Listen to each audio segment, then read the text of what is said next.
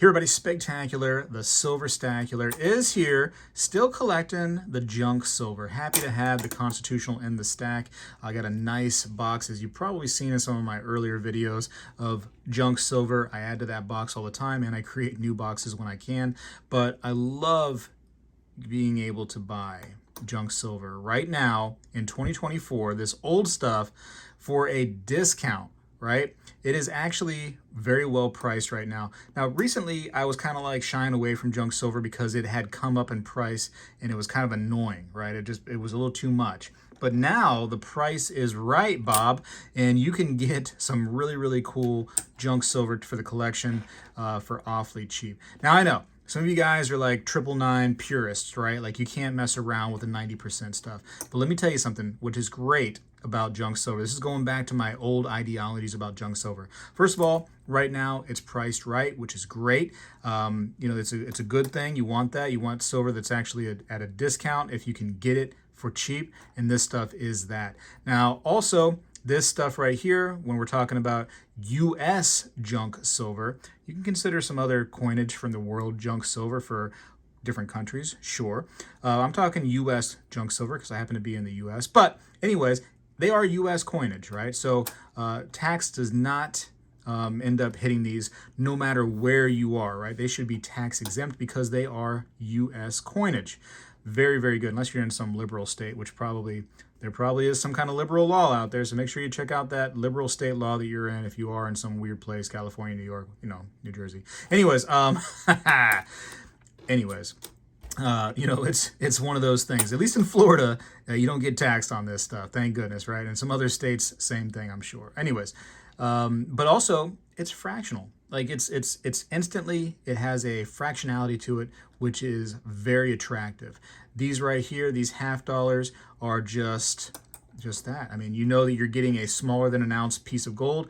With junk silver, if you were to accumulate, let's say, $1.40 face value of junk silver. So let's say I had these two $half, which makes $1, and 4 dimes, right? So $1.40, that technically is an ounce of silver. Now there is some wear to the coinage, right? And that is one of the downfalls to these old coins, is there's some wear and tear to them. And so actually probably technically a little bit less than an ounce just because of that wear and tear. But you can pretty much go along that math to some degree, and that's great. So you can end up getting, let's say there's an SHTF scenario, right? A stuff hits the fan scenario. You can end up paying for supplies or whatever if it comes down to, a situation where we're bartering for basic metals, which could very well happen. Anything's happening these days. It seems like it's all kinds of crazy out there.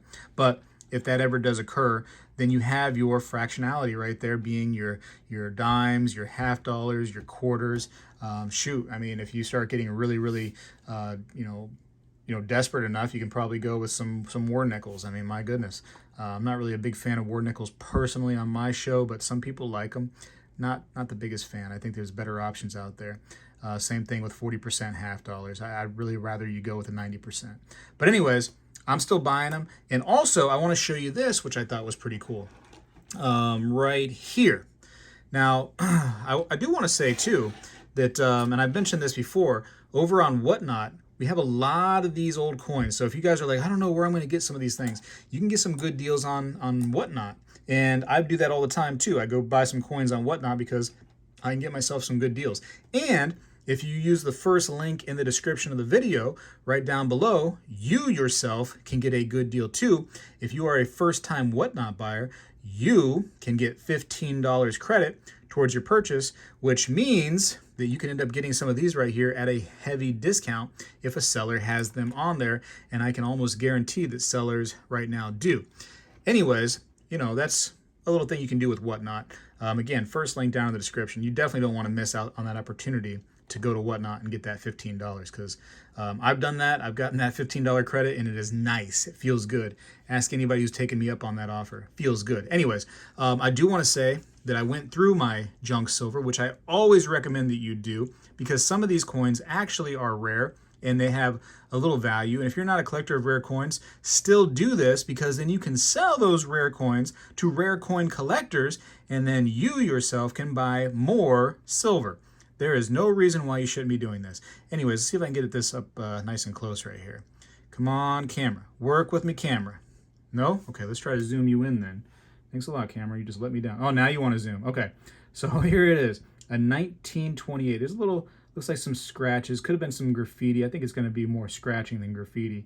But 1928. And it is a little bit better of a date of a coin, right? Not the best. I've got some 1938 Ds. I actually got a few of them when looking through my coins, my half dollars. That's a better coin. I've sold some of those for like $40 a pop. Even worn ones like this right here will sell pretty good, the 1938 Ds. And that's, again, you know, I just take that money and I roll it over into more silver. But you can see this right here, this S mint mark. And what I thought was cool is this, right? So I do this all the time. Like I said, I look through my old junk silver and I try to find little rarities like that, little odds and ends, because they still exist out there. Because some people, what they do is they take their coin albums, you know, and they go sell them to a shop, and that shop just takes them, dumps out the coin albums that they're not finding the super rare coin in there, and then they just put it into a junk bin, and people come in and they buy them, right? That's what happens all the time, and that's why this stuff still exists out there today.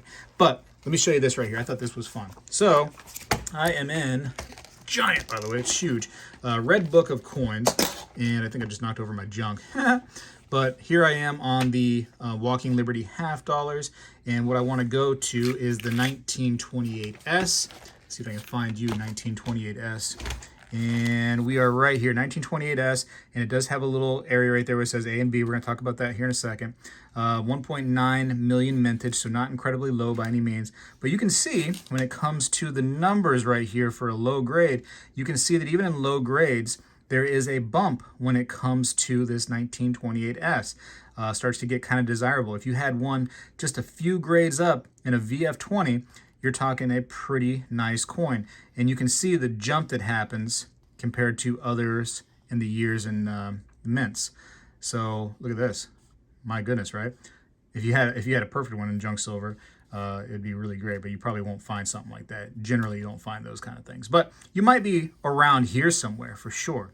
And I see plenty of these right here, these lower ones for sale, and people buying them like crazy because it's a little bit better of a coin. Anyways, so I saw this right here, the A and B, and I came down to where it talks about the A's and B's. First of all, it says, pieces dated 1928D are counterfeit, period. Apparently there was no 1928 Denver, so FYI. But then it says right here, large and small mint mark varieties. See page 21. And I was like, oh, interesting. What's that all about? And I came back over to page 21, which I thought was actually kind of unusual. They would have me go that far back into the book. But then I started scrolling around over here, and I saw where it says right here, it says slight variations in mint mark size occur through, where is it at? 1945, with notable differences in 1928, when small and large S mint marks were used. So there you go, just a kind of a little variation right there. So, you know, the fun of coin collecting. The fun, right? Make sure you guys get a Red Book, by the way. There's so much fun. And you can't remember everything. There's no way you're going to remember everything. That's why it's good to have your little coin Bible right here and go back and say, what was that? What was the whole thing about the small and large mint marks? I got to go back. And then boom, it's right there. It's at your fingertips. Bada bang. So anyways, I thought that was just fun. You know, it's a long-winded video, but junk silver is in. It's back. You know, I haven't been talking about it much just because of how expensive it had gotten, but I'm seeing now that it's coming down in price. I'm hearing a lot where, you know, I've talked to people of, you know, the professionals in the industry, and they are saying that they're having a hard time selling junk silver. And we like that, right? If you're watching this show, we like hearing that people are having a hard time selling junk silver, because you know what that means? They're going to lower the price of their junk silver, which means that we can benefit on that lower price because we are still going to be buyers, right? So buy all the junk you can. Make sure you're getting that junk silver. It is a great, great time having these lower prices. Don't let it fool you. Don't let the hype of people not, you know, being able to sell them, these sellers, don't let them worry you. We like hearing that junk silver is not being purchased, and we're going to end up getting it for a better price because of that. So make sure you're getting your junk, ladies and gentlemen. Your dimes, your half dollars, your quarters, get that junk. It's great. And I still to this day, and I made videos about it many years ago, that I think that your Roosevelt dimes are is the best possible junk silver you can possibly get. I said that many years ago. My mind has not changed on that. Junk silver of any kind is great, but Roosevelt dimes are the absolute best. They're the smallest of all the sizes. They generally have hardly any wear to them whatsoever because they weren't circulated very long, and there's no rarities that you really have to worry about that people are going to end up, trying to get from you, that you have to worry about searching through. You just get your tube of Roosevelts and you go on your way. Look at the edges, see if it looks silver. Don't always trust just that, because sometimes people actually have painted the edges. But bada bang, it's all gravy. And if you're curious, and I know some of you are, because there actually can be fake Walking Liberty half dollars. I've had some of those shown up on my show before. Let's use my Sigma real quick just to show you this thing can identify your... oops, actually, let's go one more over. Boom. They can actually verify that your half dollars are legit. So here we go. I'm on the silver 90% pre-1945 setting, and these have no problem. I just want to show you that the Sigma has no problem picking these up. Some people think that the thinner things might not work, but these work just fine. And there's also wand attachments in case you're also curious. But bada bing, bada boom. Anyways, I gotta go for now. Long-winded video as always, because that's what Spectacular do. Spectacular. Get your junk. Get it. Grab that junk. Take your junk and just grab it. I'm out. Well, hello everybody. I seek to educate and entertain through my journey of collecting coins and stacking precious metals. I encourage you to subscribe and please stay with me on this journey. I am Spectacular, the Silver Stacular. When I was a kid, we did this every day in school, and I believe we need to bring this back a little bit, and I'm going to start right now.